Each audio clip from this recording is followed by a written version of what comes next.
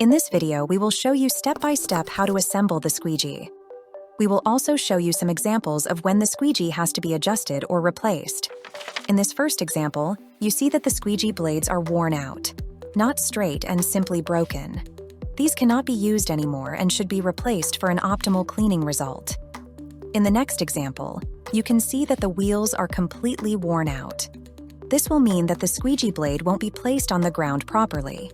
So again, for the best cleaning result, the wheels should be replaced. When the squeegee is in good shape, you can start attaching it. Take the vacuum hose and twist it into the hose connector like this. Align the 2 pins on the scrub deck with the holes on the squeegee and push the left side of the squeegee in place. Then, push the right side in place. The squeegee is now connected to your i-mop.